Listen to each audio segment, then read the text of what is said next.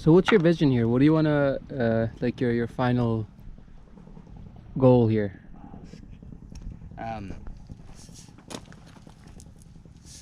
Right now, we're mostly just building out the infrastructure. But once that's done, focus is we're gonna have more time to focus on research and education programs.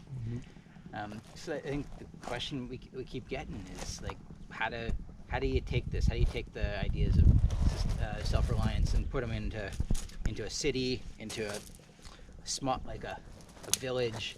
You put them into different kinds of settings. So we want to be able to do more practical research on that and design more teaching gardens.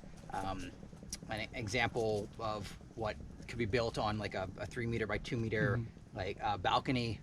Really look at the practicalities of this and look at also more urban composting solutions. That's one of the big issues we keep running into, is that there's solid waste issues in the city are a big deal, and how do we address that? So we'll need area like classroom areas, gathering areas, more housing, more support structures. Like we need a place to put all the tools, a workshop to do the building inside, a place where we can sprout and grow all the animal food here. So it's just in small steps, building through all those things. But at the end, what it should look like is a place where people both from Turkey and internationally can come, and anything from a weekend workshop to a 6-month apprenticeship, be able to learn, participate in the research that we're doing here. And the audience would be children or both adults and children? 9 to 99. What? 9 to 99. What does that mean? Oh no, age-wise, okay. Yeah. I think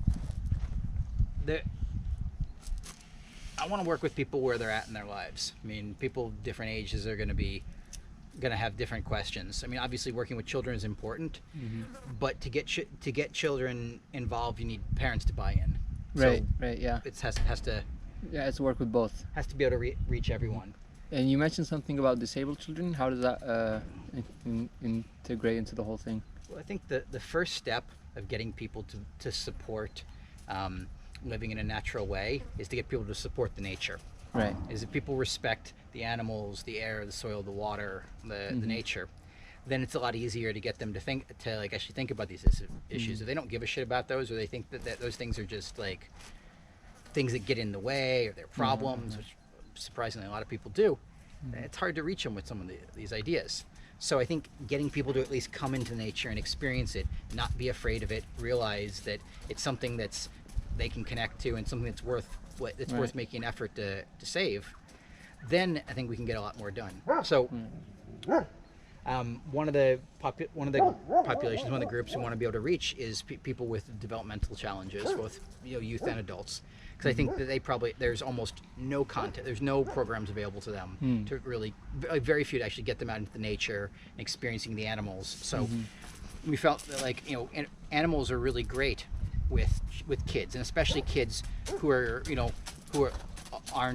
don't have the learning traits of someone their age, like a 7-year-old who's still showing like 3-year-old developmental traits. Yeah.